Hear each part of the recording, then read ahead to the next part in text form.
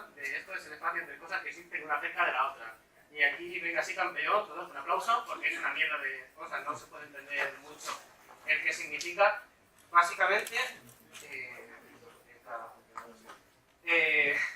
básicamente el asunto es que el concepto que tienen ellos de espacio es totalmente diferente al nuestro. Nosotros, en el momento en el que vemos un espacio entre una casa y otra, es el exterior y luego pasamos al interior. Ellos, como que hay un espacio entre el interior y el exterior que ellos consideran que también tiene una importancia. Por ejemplo, en el momento en el que una casa se hace en Japón, ponte que hay un bosque.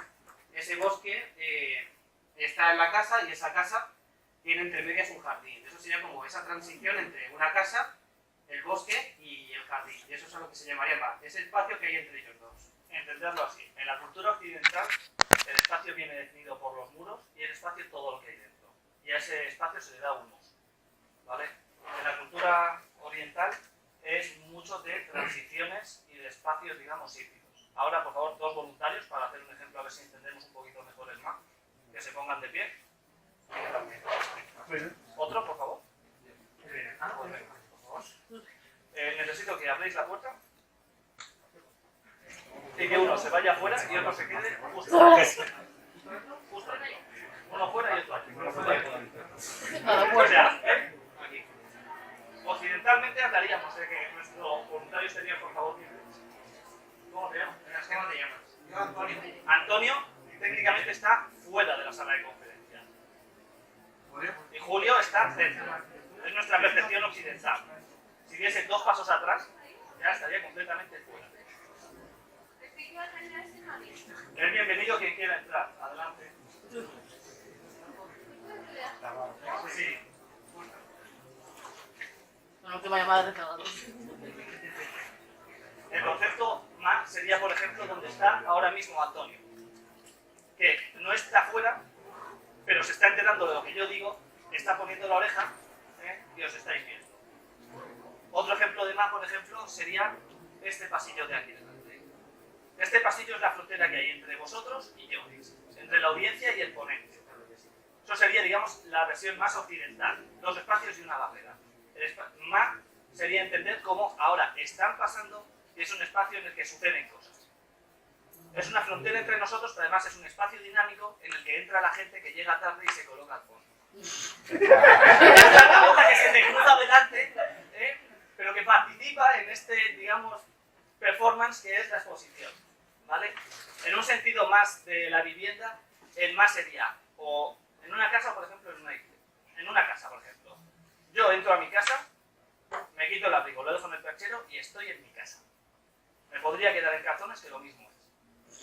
En una casa japonesa, llegas desde el bosque, entras a tu jardín, subes la escalera de tu jardín, entras a tu porche, del porche entras a tu casa, te quitas los zapatos, en el recinto para dejar los zapatos, vas entrando en otra, te lavas las manos o entras al salón o haces cosas. Es decir, separan mucho. Lo que para nosotros es fuera, calle vestido, dentro, que son 20 centímetros que ocupa mi puerta, estoy en mi casa y puedo ir en calzones. En la arquitectura japonesa está mucho más distanciado y regulado. También estas capas hacen que esté mucho más ritualizado. Sea mucho más, aquí me quito los zapatos y es el momento de limpieza, aquí me quito el abrigo y es un poco más la intimidad mía respecto al público que puedan venir de visita, ¿vale? Es complicado de entender, muy complicado, y hay que buscar ejemplos concretos para que lo entendamos, y va a costar, pero esa es la idea del espacio. Si hay alguna duda, es normal, no os hago bien. Viene con nosotros. Nosotros hemos tenido muchas dudas en el concepto del MAP para poder hacer esta charla. Y justo nosotros en Occidente lo que tenemos son el pilar de Vitruvio, que es el tema del concepto de la arquitectura de belleza, firmeza y utilidad. ¿Vale? Entonces, para nosotros no tenemos ninguna unión con la naturaleza. Nosotros en un principio destruimos la naturaleza para poder construir toda edificación que queramos construir. Ellos pues va a ser que lo hacen de una manera bastante más diferente. Aquí hemos puesto un ejemplo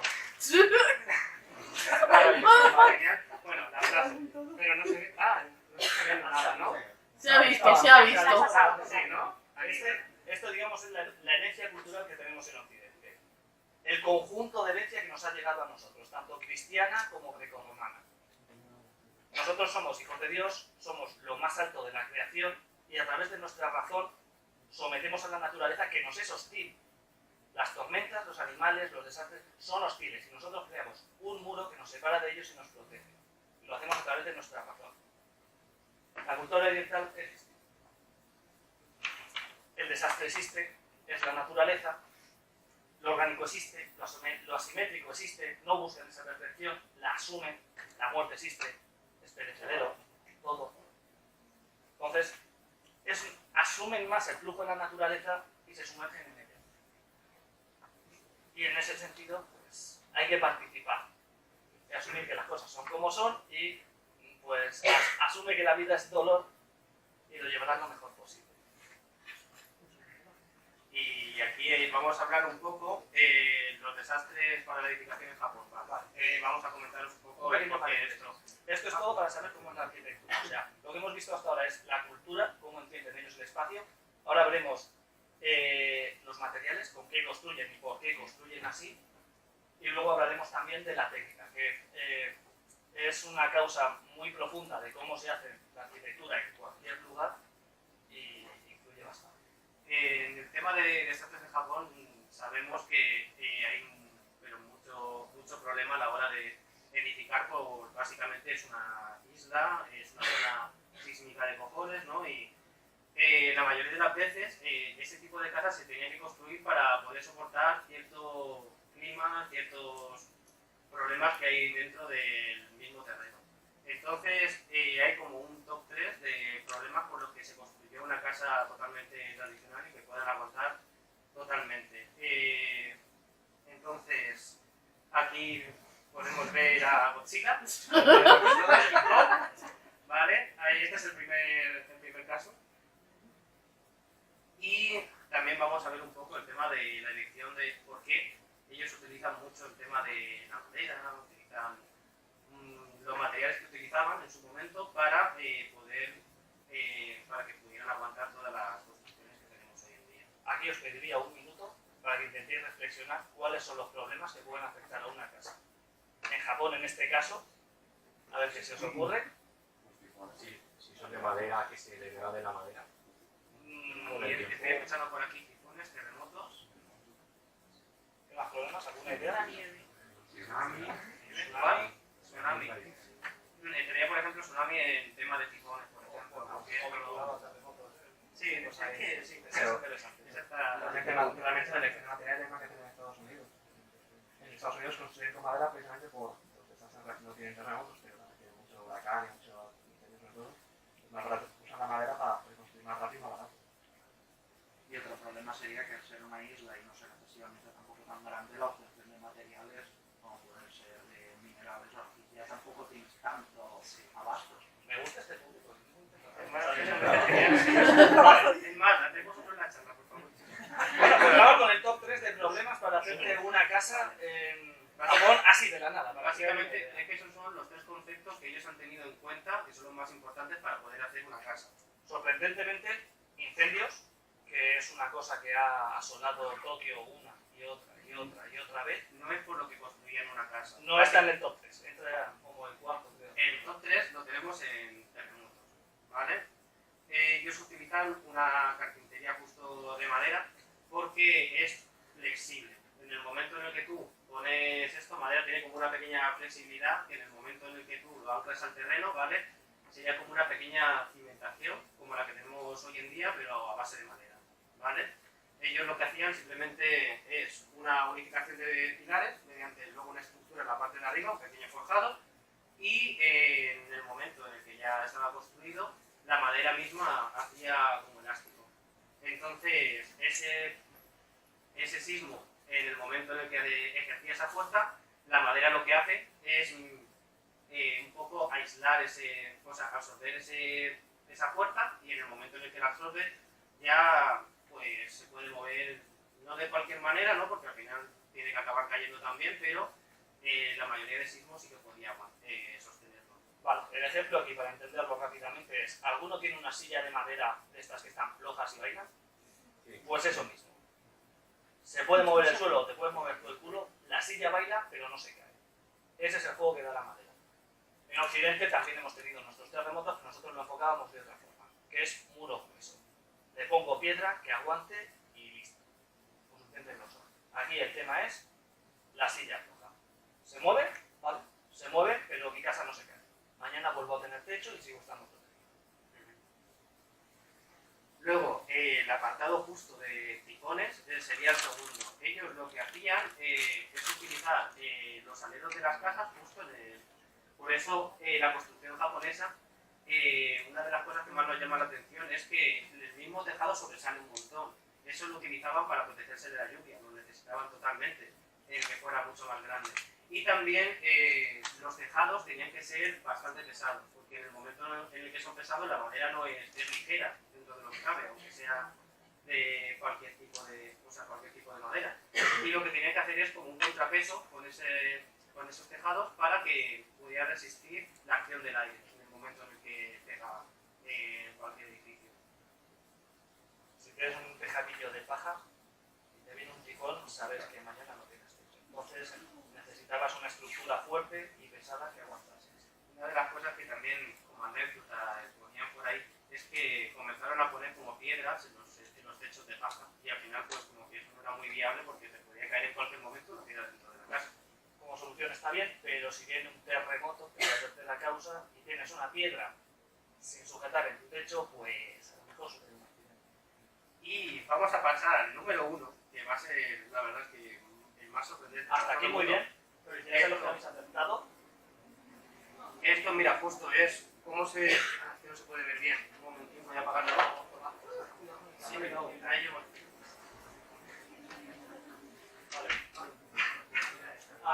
Justo eso sería el alero del que hablamos, ¿vale? Para que pueda aguantar todo ese tipo de cosas del tinglado que hay de madera con con el tema de los forjados y demás. Y las... Hay mucho vuelo desde el pilar hasta el final, y además toda esta madera, aparte de la estructura interior, da un peso que permite que no se te lo lleve. Y ahora el número 1, que también nos sorprendió justo a nosotros, es el mo. Es que es sorprendente, o sea, nos quedamos pero loquísimos cuando estuvimos investigando esto. Básicamente justo por eso, por el tema de la humedad. Japón siempre está en temperaturas entre 0 y 35 grados, eso nunca para. La humedad, por ejemplo, también es la mayoría de las veces sobre un 70%, el 70%, 100%, por ahí. O sea, no puede parar.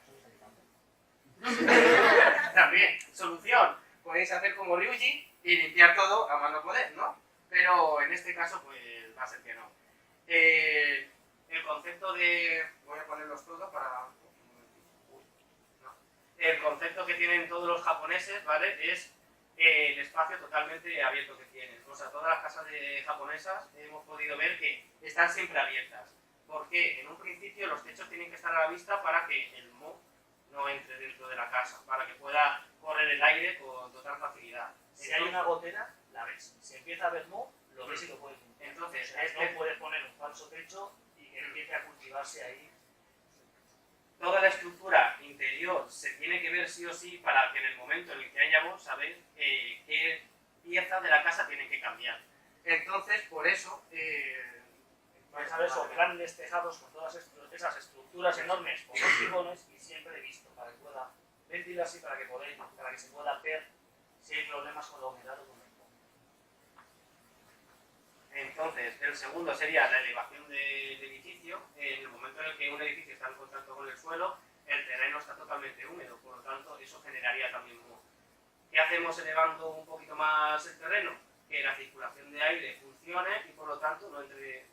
O sea, quitamos un poquito más de moho para la casa. Quitamos que pase el agua, y en este espacio pase el aire y bueno, es algo de humedad, pero ya veis que el concepto de muros abiertos que tienen, ellos tienen como unas cortinas, básicamente como las que tenemos hoy en día de puertas correderas, ¿vale? Y era todo corredero porque lo que necesitaban era abrir toda la casa para que pudiera ventilar. En invierno pasan un frío de cojones, a más no poder, pero es un riesgo que tienen que tomar para que puedan vivir en una casa y no haya ningún problema. Antiguamente, por ejemplo, uno de los problemas que tenían las mujeres también con el tema del pelo es que también llegaba, si no estaba bien ventilada la casa, es que llegaba al pelo el mismo moho por el tema de la humedad. Entonces ya era un tema de salud también para la gente. Hay zapatillas y mucho tema de ropa que se ha ido a la mierda por culpa del moho. Y aquí lo podemos ver un poquito mejor, ese espacio abierto del que estábamos hablando. Todo abierto, que circule el aire. Si circula el aire, se va la humedad, se ventila y prevenimos que aparezca. El tema del moho también, hay que entenderlo, es muy importante a nivel también cultural. O sea, pensad en ese baño en el que os sale una esquina de moho negro, ¿vale? Que da así como... uf. Vale, eso es muy frecuente allí. Dando un salto y pensando en lo honorables que son, pensar en un japonés que ve que su alma está manchada por el deshonor y ve ese moho que ve en su baño dentro de sí mismo. Es profundamente asqueroso, ¿vale? Y de ahí, y esto es una extrapolación personal y una interpretación propia de la cultura, o sea, no lo tomé como una Biblia, digamos que había, para mí entender, dos formas de resolver este deshonor. Podías ir al templo a rezar y a purificar con incienso y con agua, o podías hacer la segunda solución, que es si tengo una viga que está totalmente podrida de moho, ¿qué hago? Pues la quito. Pues lo mismo. Si un japonés se pasaba con su deshonor, había que cortar, o en el peor de los casos, bueno.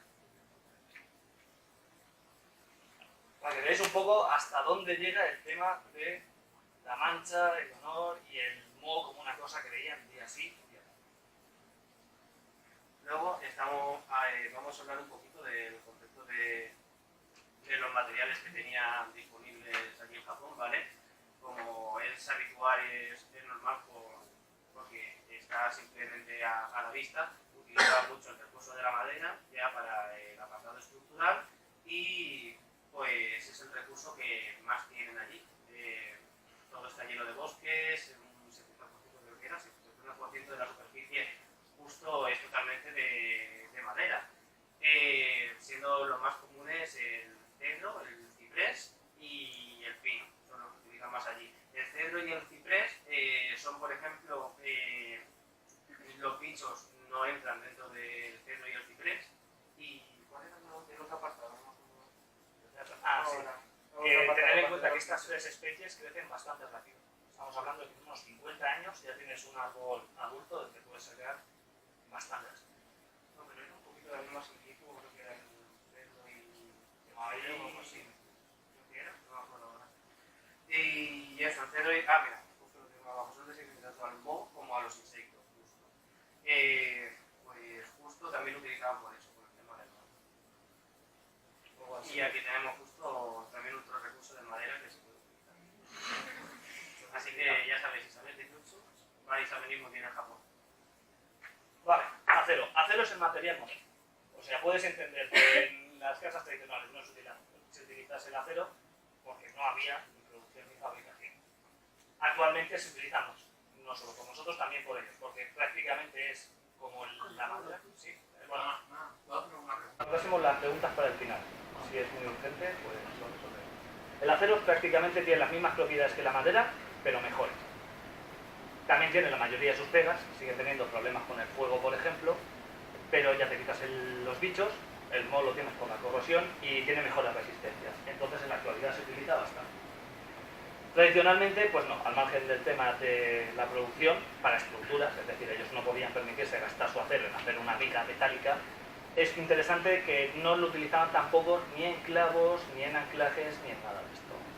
Pero tiene su motivo, y es que por un lado había unas políticas de protección de gremios, entonces el acero no estaba bien visto en la construcción, y por otro, 70% de humedad, por un lado eso se va a oxidar fácilmente, y por otro, la madera conforme pasa el tiempo, bueno, se vuelve más resistente, o sea, durante los primeros 200, 300 años la madera va a ir siendo más resistente y mejor, pero es que después de esa época empieza a perder resistencia otros 300 años hasta que vuelva a estar prácticamente como empezó.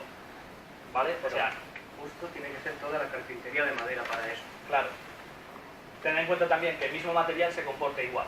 Si empezamos a poner acero y metal, con los cambios de humedad y de temperatura, pueden empezar a moverse de forma distinta y hacer que no terminen de encajar bien. Si toda la estructura es del mismo material, toda la estructura se comporta igual. Con lo cual resistía mucho más.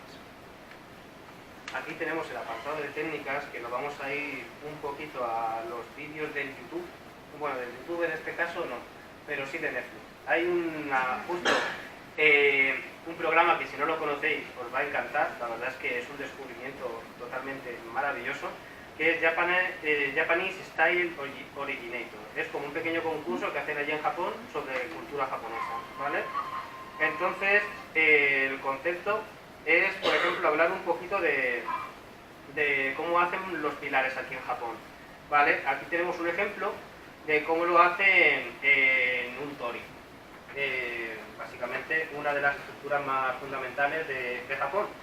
La bata blanca se lo ponen porque van a hacer un tratado, ¿vale?, de algo sagrado. O sea, en el momento en el que van a arreglar un santuario o algo así por el estilo, se ponen una bata blanca los arquitectos.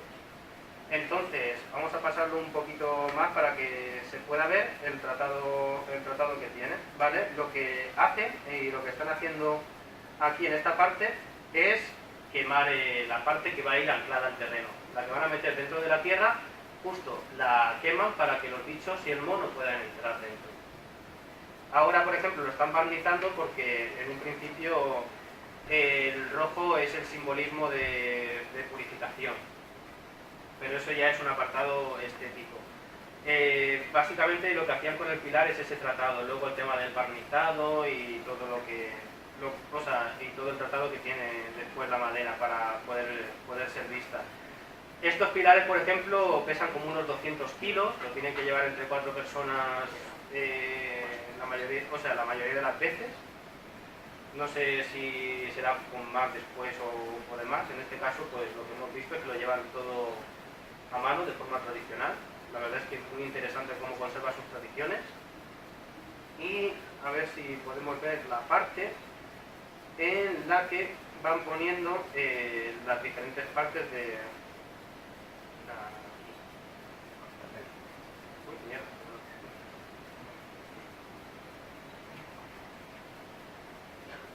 Entonces, justo en esta parte van colocando el tema del pilar.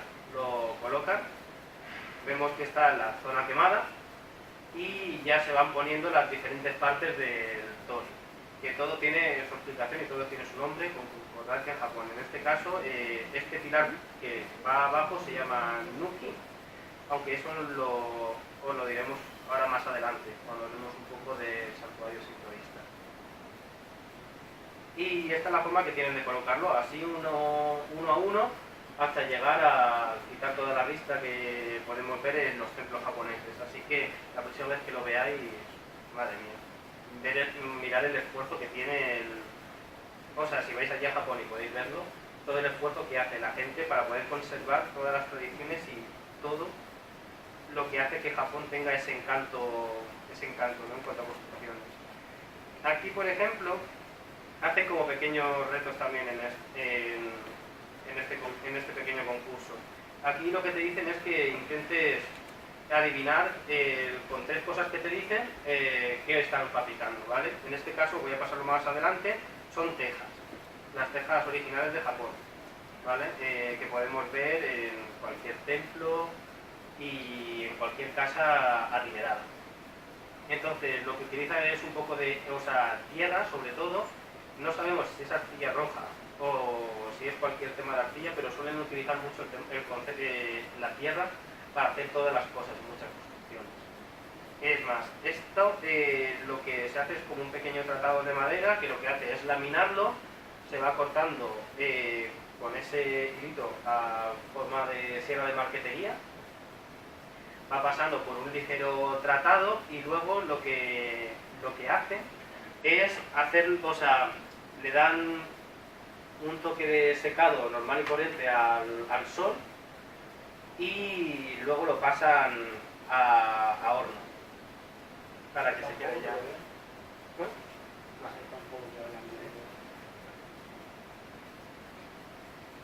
mirando es que esto es es un proceso muy grande y es muy curioso porque la forma final no se la dan ellos, la da la misma forma en la que lo hacen todo. O sea, ellos lo dejan de una manera como que está doblado y demás, y la misma tierra se compacta sola y se queda de una manera Al secarse y hornearlo, se retrae y coge la forma final que es justo la que ellos quieren. Es que es totalmente genial. O sea, no sé cuántos intentos hizo el primero que hizo esto, pero madre mía, un puto crack. Cada vez y luego veis cómo lo hornean en un horno muy que tener además un brillo característico. Vamos un poco rápido. Y por otra parte, otro vídeo que tenemos por aquí que nos pareció muy interesante, podemos ver el apartado de cómo se construye un muro tradicional, ¿vale? En este caso vamos a ver, si mal no recuerdo, uno de Kanagawa, si mal no recuerdo, uno de los muros que hay en Kanagawa, en una zona de río, una parte en la que hay justamente agua por doquier. Entonces lo que hacen ellos es una cimentación de piedra, ¿vale? Para que pueda anclarse todo bien, pero la parte de arriba lo que utilizan es el lucido de tierra, ¿vale? Lo que haríamos nosotros con el tema del yeso para las paredes en el momento en el que lo ponemos, pero ya hacen como unas estructuras de adobe, ¿vale? Que es la tierra, así más o menos así de gordito, y lo van poniendo por capas y lo van poniendo dentro. Entonces, con una pequeña estructura de madera van enluciendo de la manera tradicional que tienen ellos y lo van haciendo de nuevo. O sea, quitan capas y las van poniendo de nuevo. Y la verdad es que es genial.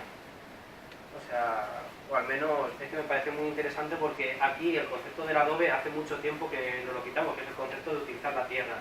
Y en el momento en el que ves que ellos lo han mejorado de tal manera que lo siguen utilizando en la actualidad, de forma tradicional, es muy interesante, la verdad, muy interesante.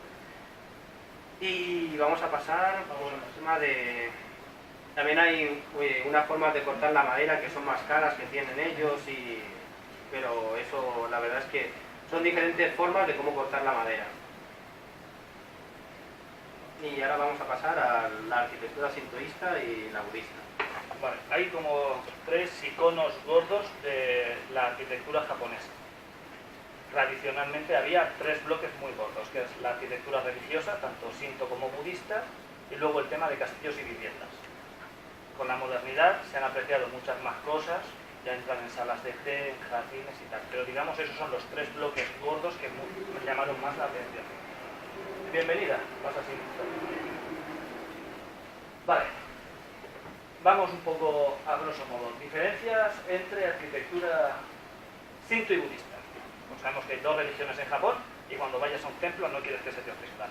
Tampoco. Y vamos a ver dónde nos metemos.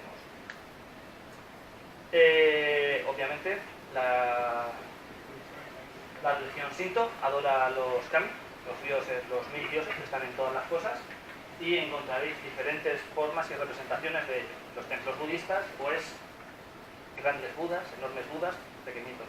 Es una pista muy clara de saber dónde estás. Vamos con otras más sutiles. Arquitectura. Lo veremos más en profundidad ahora, que vemos las partes, pero a grosso modo, si hay una torre, si hay una pagoda, es budista. Si veis un templo, un Haide, justo, con el querido nudo, la cuerda, o luego veremos el Shige y el Katsugai. Por ejemplo, es un ejemplo de Haide y Honde. Y en el momento en el que veamos este tipo de estructuras podemos saber claramente que estamos en un templo u otro. Otros elementos que podemos ver, por ejemplo, es unas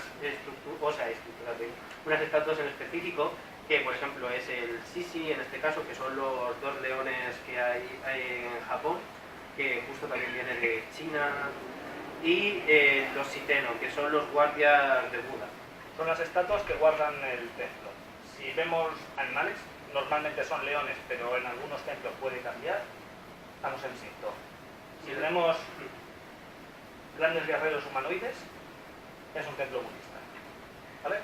Y luego hay un concepto maravilloso en Japón que te rompe todos estos esquemas, que es las construcciones religiosas sincretistas. ¿Vale? El tema sincretista es básicamente el mezclarlo todo, ¿vale? La tendencia, como pone aquí, a conjuntar y armonizar corrientes de pensamiento e ideas opuestas. En este caso, aplicados a la religión. En Japón es totalmente normal el coger un concepto y mezclarlo con otro concepto. Entonces, en la religión no iba a ser diferente.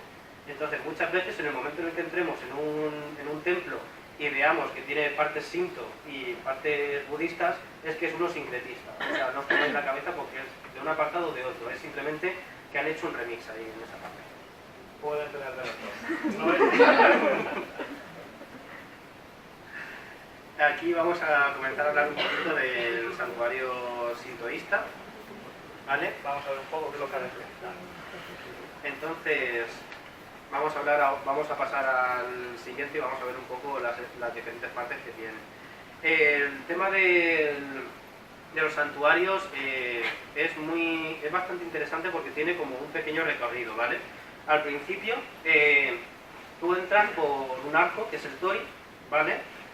Y es como que te está diciendo ese tori que vas a entrar a un lugar sagrado, ¿vale? El tori simboliza eso, es un lugar, a una entrada que es totalmente sagrada para ellos. Entonces luego todo eso repercute de una manera en específico, como pasa siempre en Japón. En el momento en el que entras dentro del tori, entras en el sando, que es como un camino que te lleva al santuario. Que por eso hay caminos tan grandes en el momento en el que entras en un santuario en Japón. Es como una pequeña transición, como hemos hablado antes del mar, ¿vale? Que te lleva del territorio que tenemos nosotros normal y corriente, ¿no? Territorio neutral, al territorio sagrado. Es como la pequeña transición entre uno y otro.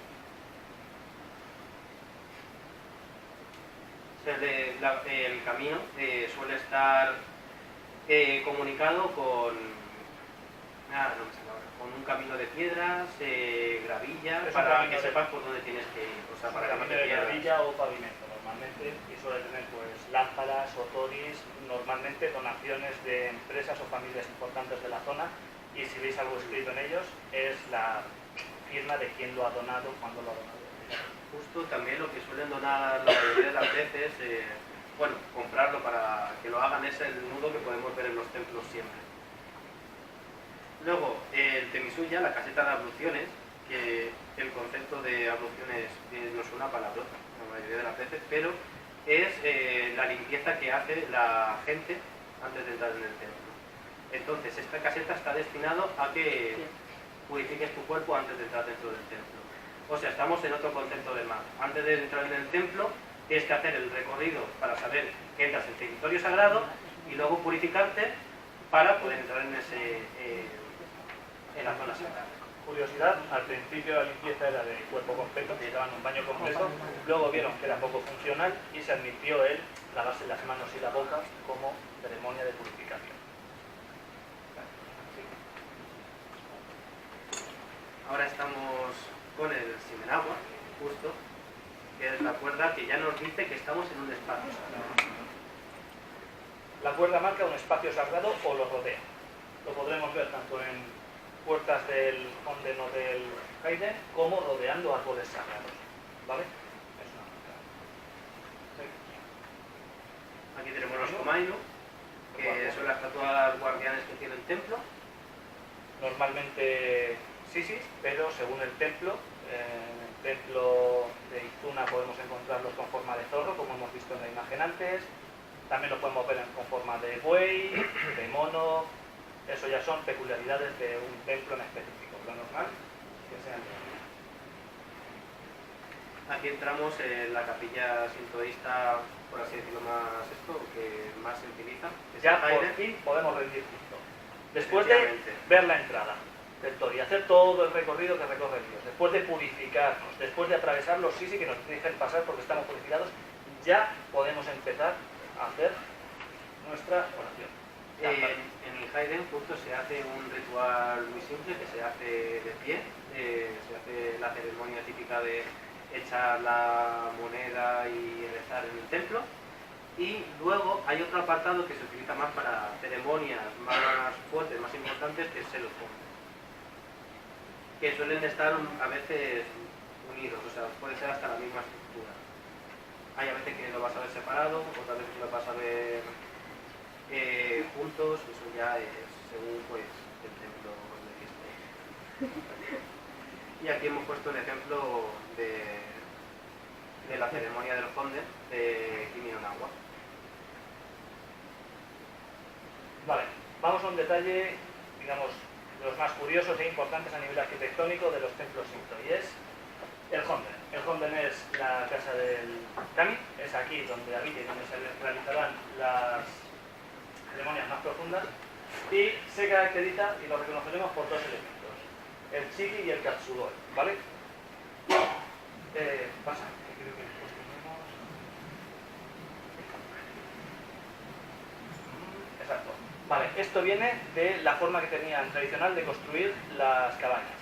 Los primeros Honden se construyeron con esta técnica, visualmente quedó marcado y todos los Honden desde entonces mantienen esta peculiaridad, que al principio era funcional, servía para mantener el tejado, es decir, esto formaba la estructura, el Shiki formaba la estructura y el Katsugoi, que son unos pequeños troncos. Para que no saliera volando, justo lo que hacían era poner dos pilares en conjunto unidos. Eso es el Shiki. Y el Katsugoi son estos pequeños tronchos de madera que ataban al tejado para darle ese peso que decimos que era necesario para que no se fuese volando. Visualmente fue tan icónico en los Honden que se mantiene, aunque actualmente no es funcional y es simplemente estético, pero no de... Es decir, seguimos. Hay dos tipos de Shiki, el Sotosogi y el Uchisogi. Sotosogi, corte vertical, estamos ante un kami masculino, es un dios. Corte horizontal, Uchisogi, estamos ante la casa de una diosa, un kami femenino. ¿Vale? Por otro lado,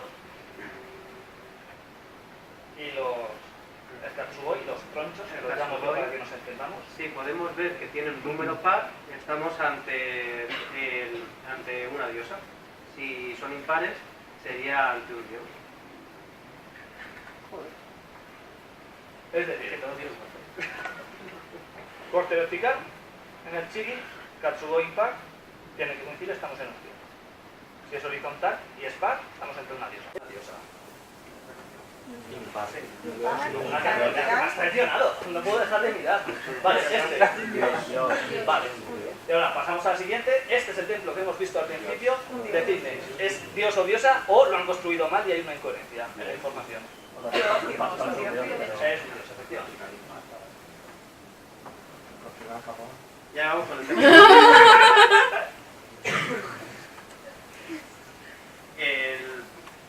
La construcción más importante que tiene el templo budista es la pagoda. Es una construcción que se hace para guardar los objetos más importantes que tenga el budismo en ese templo.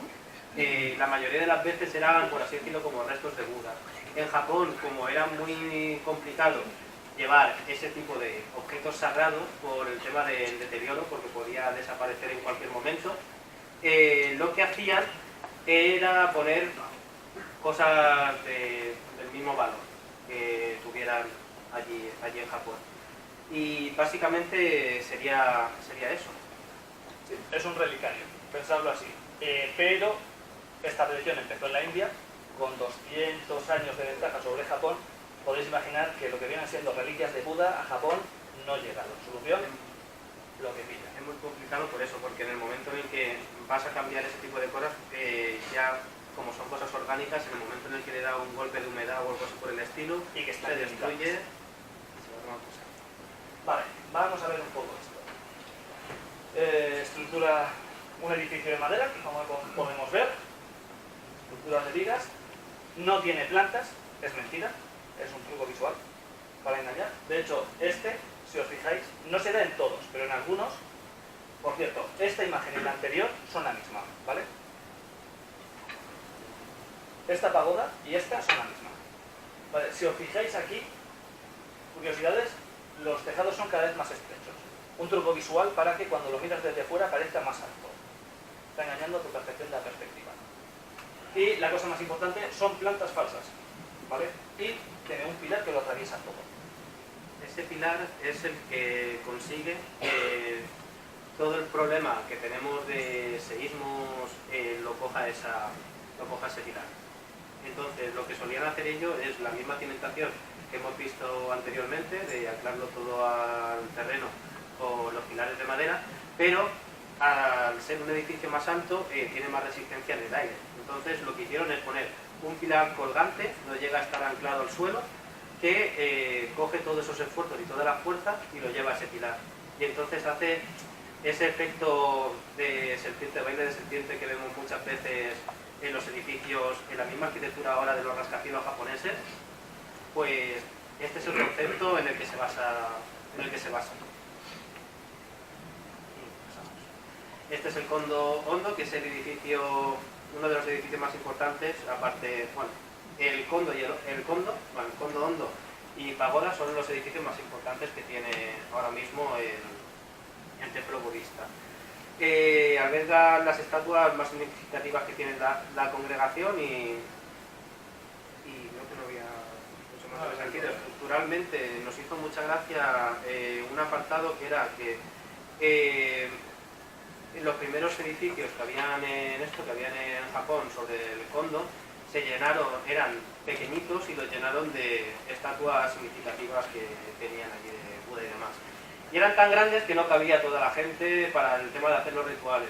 La solución que tuvieron es, después de unos años, una de dos: ampliar el edificio, o hacer una parte de fuera para que pudiera estar la gente rezando. Se le suele llamar también pabellón dorado porque las estatuas que tienen dentro normalmente son doradas, están hechas con pan de oro. No escatiman en detalles. Y el Kodo Hato, que es el lugar donde se leen los sutras sagrados que tienen y las formas de culto que tengan en esa zona. Luego también tenemos el Chumon, que es una de las puertas que hay las puertas que hay en un templo budista. Tampoco hay mucho más y no se le da tampoco mucha importancia, simplemente la entrada que hay. No es como en el apartado sintoísta, en el santuario sintoísta, que sí que tiene un porqué el tori y el porqué entra. O sea, aquí ya directamente es eso. Tiene nombre de Chumo, que es puerta. El Soro, que es la campana del templo. El Cairo, que es el pasillo perimetral que te dice que hay dentro. Que dentro es el territorio sagrado budista. Y Ozo, que es el almacén donde se custodian los sutras de los templos, pero tampoco es muy importante, en muchos templos tampoco hay y no suele estar a veces ni dentro del edificio, si mal no recuerdo. Y ahora vamos a hablar de la casa de la vivienda tradicional, que es la minka. Minka es la vivienda tradicional, es decir, no son los grandes castillos palaciegos, esto es la casa del viaje, ¿vale?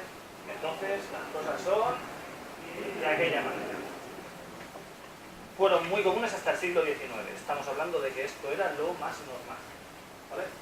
Vamos con río porque tenemos muy poco tiempo.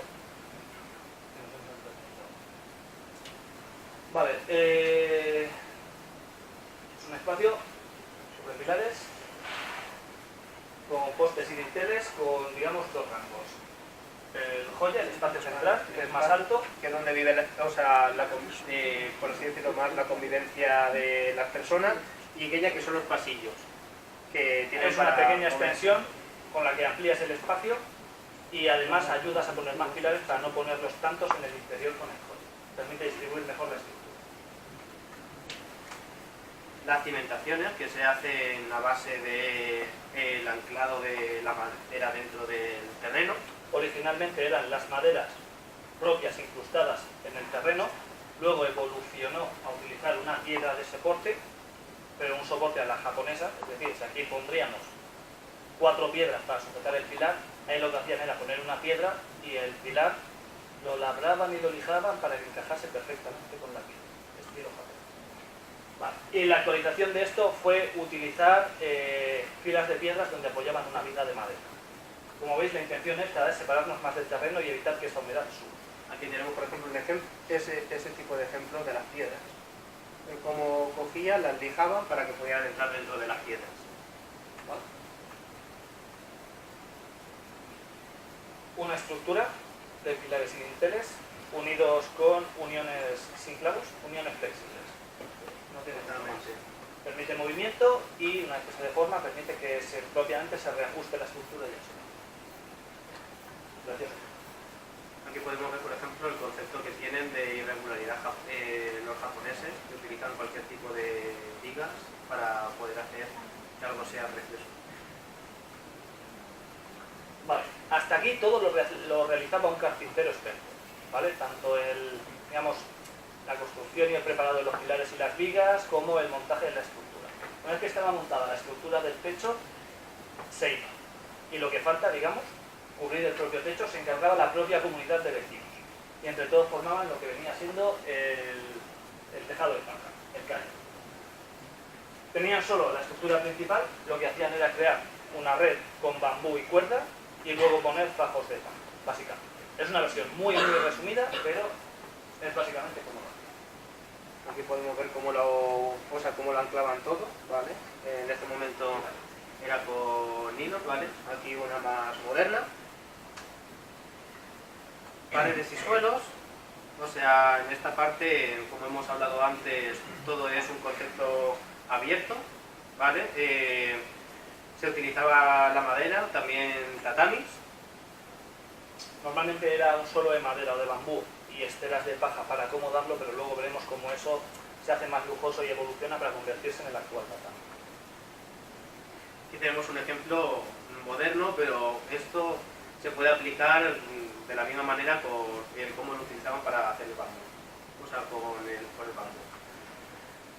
Y aquí entramos en el tema de los castillos y mansiones, que Vale. es más o menos lo mismo, Pero en de versión una forma lujosa, lujosa. bonita y lo que vais a ver en fotos, que es lo que mola más. Tened en cuenta que hasta el siglo XVI, pausa histórica, hasta el siglo XVI no había armas de fuego, entonces los castillos y fortalezas básicamente eran mansiones, un poco más grandes. Con la llegada del arma de fuego toca actualizarse las medidas defensivas y es donde se construyen estos ya castillos impresionantes, con piedra, con foso y con unas medidas defensivas más evolucionadas. Nosotros vamos a ir más, los espacios venían a ser lo mismo, pero había que actualizar la defensa. Vamos a ver un poco los espacios y los materiales. El tatami es la actualización de la estera, la estera de paja, pero estandarizada a tope.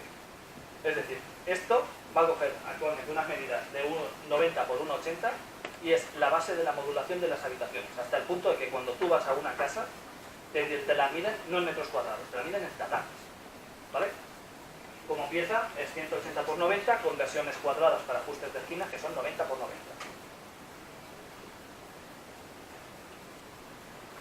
El tenjo, lo que viene siendo el techo o falso techo que diríamos nosotros, apareció más tarde. Obviamente hemos dicho que queríamos tener el techo a la vista para verlo, pero terminó apareciendo también porque ayudaba a mantener la temperatura.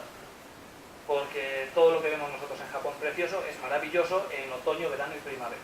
En invierno eso es un infierno y viven debajo del kotatsu porque es que está hecho para que ventile esto. O sea, tienes paredes de papel y normalmente las quieres abiertas. Eso no hay. Se hicieron de diferentes materiales y tejado como tal, hemos visto una versión para hacer a la paja, pero también se podía hacer con madera de ciprés, con corteza de ciprés o las versiones ya más caras y más modernas que eran de teja cerámica. Digamos, tenka se importó de la India en los templos budistas y luego producción propia y se amplió a las viviendas porque protegía bastante de los incendios. Eso aquí.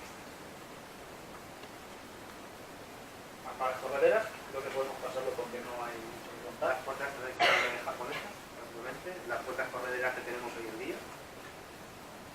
Y aquí un poco de cómo lo fabrican.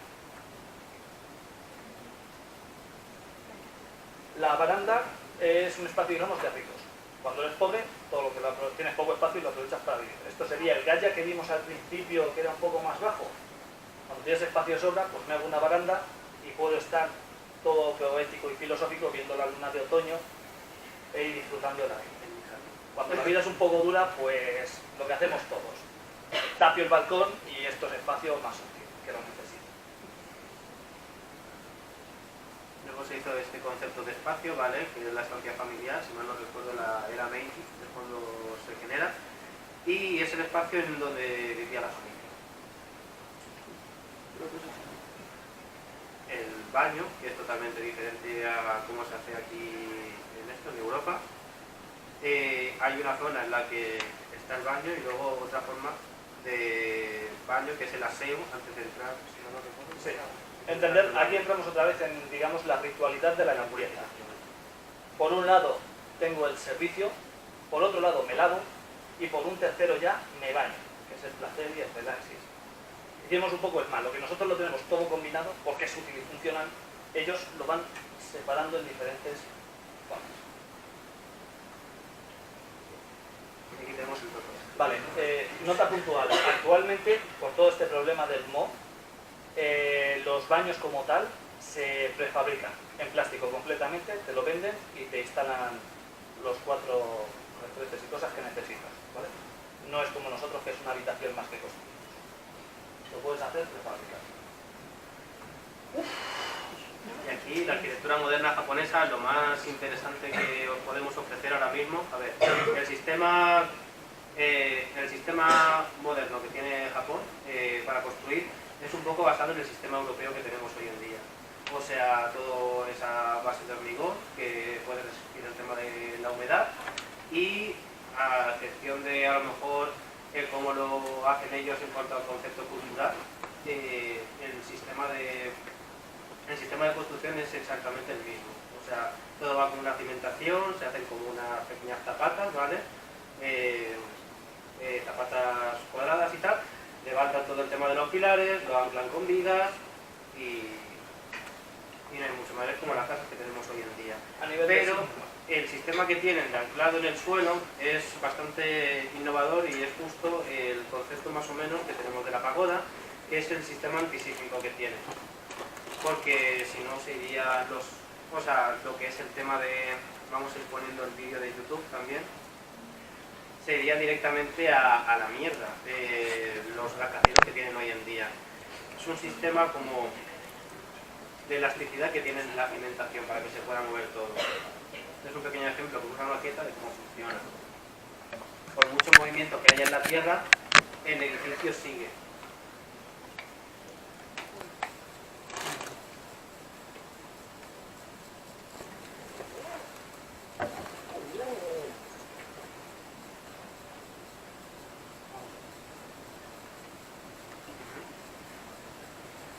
Aquí tenemos otro vídeo de cómo funcionaría la disipación, el cómo absorbe... No quiere que lo veamos.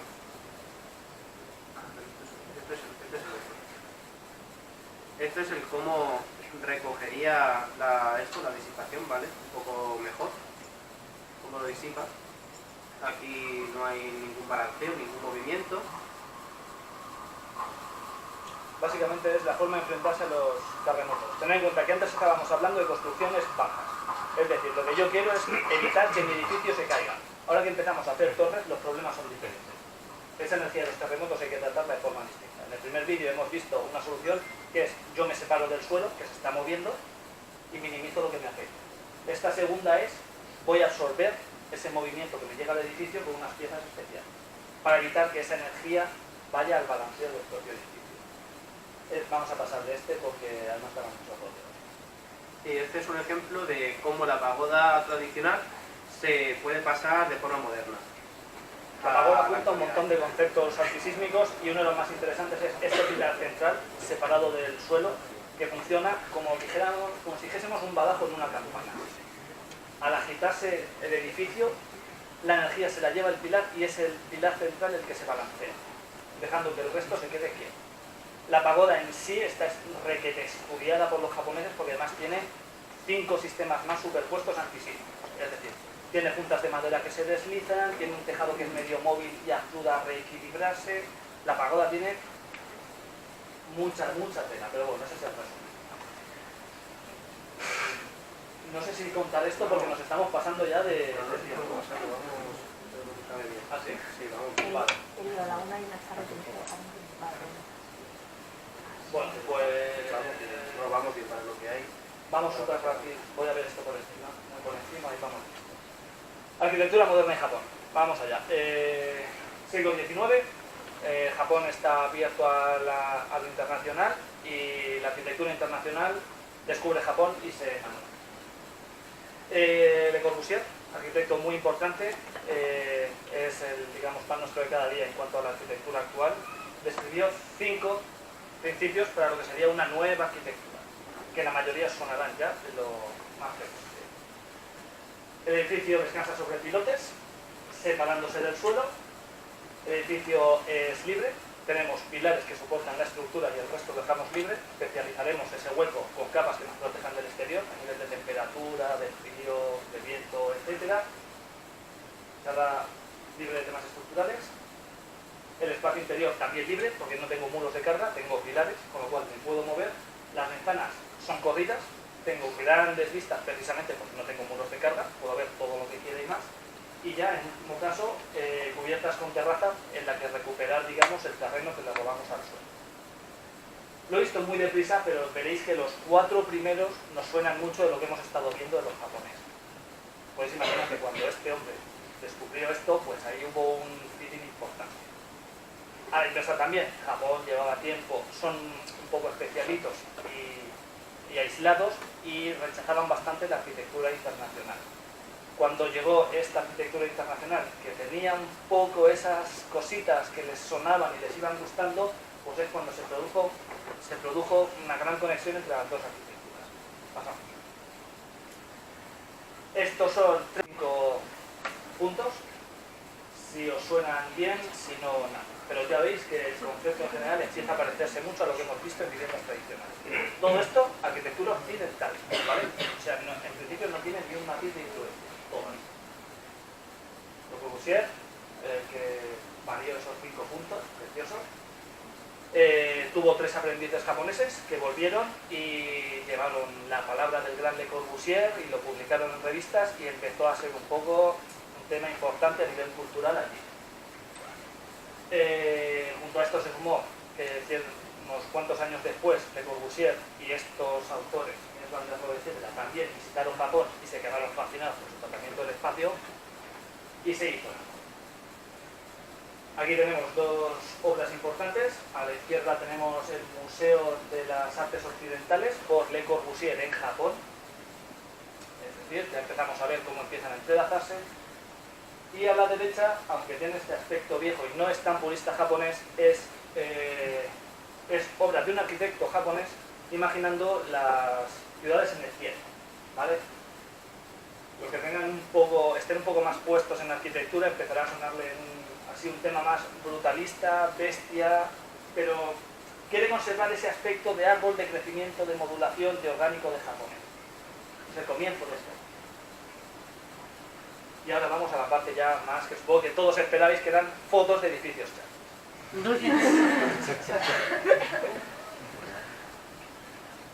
Jardín de infancia o Saná. La mayoría son bastante actuales. Tener en cuenta que esta unión es relativamente, la unión entre la arquitectura internacional y japonesa es relativamente nueva. Y dio, como habéis visto antes, unas cosas un poco brutalistas, de hormigón, bestias. Entonces he seleccionado un poco cosas que son más de aspecto oriental y japonés para que veáis cómo se trata. Pero hay otras cosas más occidentales. Aquí tenemos interiores, abierto todo, corrido, dando al jardín, lujo. Si habéis visto el anterior, mucho verde, los árboles atravesaban el propio edificio, desde el techo podían jugar con ellos. Aunque la forma de edificar se occidentaliza, no dejan de dejar ese espacio abierto que tenían de forma tradicional. Este es su favorito personal, cuestión de gustos, charla fotos. Muy recomendado, Facultad de las Artes de Masashino, de Sou Fujimoto, es la biblioteca de la facultad, eso está mal. Pues pasar al siguiente. Esto es el exterior, esto es el interior, veis el concepto. El conocimiento construye la biblioteca. Solo hay espacio para libros y mesas y caminos. Kengokuma. Este es muy importante. Lo que pasa es que tiene ya sus años. La mayoría de las obras, si alguno le da por buscar por internet, veréis que tiene un tema mucho más de hormigón y brutalista. He elegido este porque es una obra pequeña, es sutil, es muy naturalista, es muy íntima, pero si busquéis por internet os vais a encontrar bastante hormigón y bastantes cosas raras. Pero bueno. Entonces, aquí sí, por poneros un poco, por no ser tan oriental, vamos a un tema un poco más occidental. Un japonés creando una iglesia, un edificio que es per se occidental, y se nota en la foto. ¿Me explico? Vemos hormigón, vemos muros. La iglesia es un espacio que te aísla del exterior. Crea un mundo en el que tú adoras o temes a Dios, pero tiene un ambiente muy suyo. No como en los templos japoneses. Aquí lo veis, como lo tratan allí un japonés, pero se nota. Es hormigón, que aísla totalmente del exterior y crea estas luces divinas que tanto nos gustan. Ada Teisofaki, alumno de nuestro anterior arquitecto y ganador del Pritzker de arquitectura de este año, que viene a ser como el Nobel. Este es su última obra, el Centro Nacional de Convenciones en Qatar, porque es lo más nuevo que tiene y creo que representa muy bien el tema de la arquitectura japonesa. Tenemos unas fachadas de vidrio, les gusta mucho el vidrio, esa comunicación con el exterior, esa barrera diáfana. Y vemos unos pilares muy orgánicos y muy estrictos. ¿Me explico? Juntaos los nombres que queráis, revisar por Google, tienen cosas preciosas. Toyo Ito, otro Pritzker japonés, en este caso vamos a la Mediateca de Sendai. Este edificio, si os fijáis, lo más interesante que tiene, pues estas estructuras. Unas estructuras que atraviesan todo el edificio, construidas con esta forma orgánica y arbórea, por supuesto. Shigeru-ban, estamos en racha, otro Pritzker japonés, este caso por otros motivos. Es una catedral de cartón. Literalmente. Este hombre no tiene una obra tan espectacular y tan arquitectónica como sus compañeros, pero digamos que es muy especializado. Se ha especializado en cartón. Es un hombre con una obra muy fuerte en arquitectura para desastres que se pueda construir rápida y barata. La catedral de cartón es, digamos, lo más impresionante y bestia que tiene, pero tiene casas e iglesias que se pueden construir en 4 meses y sin maquinaria, ¿vale? Vemos tubos de cartón, vemos estructuras muy ligeras y las uniones son de madera. Me explico, lo más tecnológico que encuentras en esta iglesia era el tubo de aire acondicionado y no más. Acabando. Como podéis adivinar, este también se ha llevado un Pritzker. La obra anterior, la casa oval. La casa igual. Una casa, una relación muy profunda. Y esta también me encanta, lo siento mucho.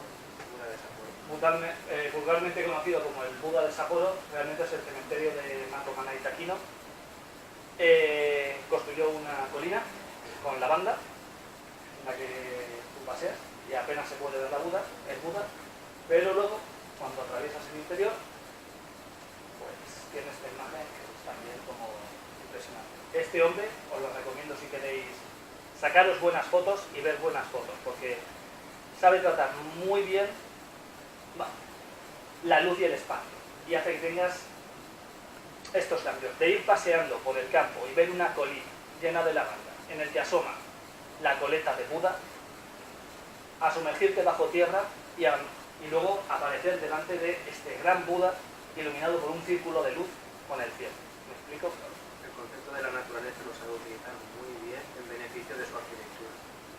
Muy bien. Y se acabó. Gracias por soportar nuestro tostón. Perdón si hemos sido formados.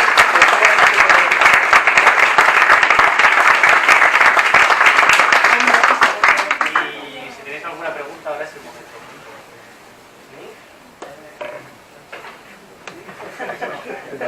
Lo habéis explicado, Por favor. lo habéis explicado muy bien en la pagoda. Pero quería saber si la arquitectura tradicional llegaron a construir en altura, o sea, plantas. Llegaron a construir, sí, pero hay pocos ejemplos, se puede. Básicamente, la epítome de la construcción en altura es la pagoda, de la que tenía, no sabemos hasta qué punto, consciente o inconscientemente, tantos sistemas contra sismo, que es el principal problema que vas a encontrar, pero también hemos visto cómo los castillos conseguían bastantes alturas.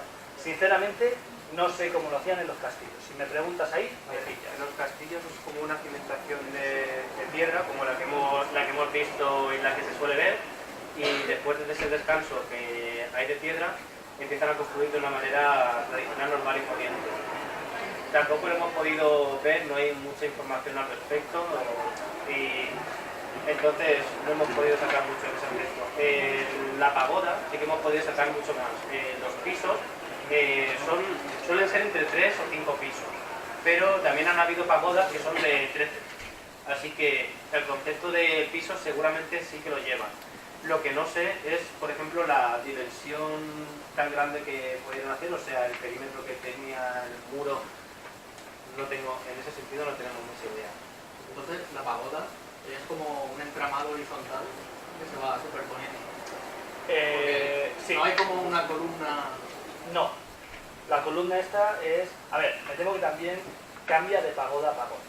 Habrá alguna que realmente el pilar central sostenga y eso estructuralmente tiene otro funcionamiento, es decir, supongo que a nadie les interesa, pero la parte exterior y la interior resuenan a diferente onda y digamos que se amortiguan entre ellas, es otro sistema, pero digamos hemos traído esta porque me parecía más interesante el concepto de el pilar colgante como badajo para absorber ese energía. ¿Alguna duda más? Me habéis comentado sobre, luego dentro de la propia construcción de las casas, ellos han tenido mucha influencia también de China y seguramente han incorporado muchísima parte del concepto del Feng Shui, por ejemplo a la hora de construir, de no hacer esquinas cuadradas sino hacerlas redondeadas, por ejemplo en las estructuras de madera, las famosas flechas, el orden de colocación de los elementos luego a la casa, es decir, una parte si está orientada al norte le vamos a poner tal por el elemento de fuego, del agua, etcétera. Totalmente cierto. Pero digamos que nos hemos querido ceñir a lo que es más arquitectónico y... ¿Cómo te diría? El Feng Shui lo puedo importar a mi casa sin problemas. La técnica arquitectónica completa japonesa es un conjunto. Es muy difícil extraer una cosa y poder incorporarla. Entonces, el Feng Shui como tal sí influye en la distribución, influye en ciertos detalles como los flujos y las ondas y las curvas, pero no entendemos que sea suficientemente característico y conjuntado en la propia arquitectura como para traerlo. Es un tema que yo creo que se puede estudiar aparte. Claro, opinión personal y discutible. Claro, me refiero sobre todo porque cuando ves esa estructura tan cuadrada, que de hecho cuando hablabais del tatami se veía, quiero decir, también te ofrece más facilidad para ellos, para implantar la propia idea del Feng Shui en un sistema así, que no, por ejemplo, nuestra colocación de habitaciones, que suele ser más random. Pero es colocación de habitaciones. Y en ellos, además, que solo tienen pilares, ni siquiera tienen estos muros maestros occidentales, de ser mucho más fácil reestructurar. Claro, nosotros nos queríamos centrar un poquito más en el apartado técnico, lo que es el tema de ese tipo de construcción y las diferentes técnicas que tenemos, por ejemplo, la creación, lo que hemos dicho antes, del tatami. No hemos podido verlo en profundidad, pero nos hubiera gustado, por ejemplo, decir cómo se construye. Y es por eso que no hemos tenido muy en cuenta el tema de su distribución, que es justo... Ha sido una decisión personal nuestra. Por desgracia es que no lo hemos podido poner todo y hemos tenido que ir ahora mismo también en la parte que que es más importante, que es la parte del Minca, también un poquito bastante más rápido de lo que hubiéramos tenido. Es que es algo que condensarlo es muy complicado, porque es muy interesante, la mayoría de las cosas que estábamos viendo no sabíamos ni cómo resumirlas porque es que esto es muy importante, pero teníamos que obviarlo. Bueno, vamos mal de tiempo. ¿Alguna duda más? ¿No? Si alguien tiene alguna duda, nos podemos echar un café, hay confianza. Si no, vamos a dejar a los siguientes que me temo que tienen que preparar sus cosas. Muchas gracias a todos, pasadlo bien.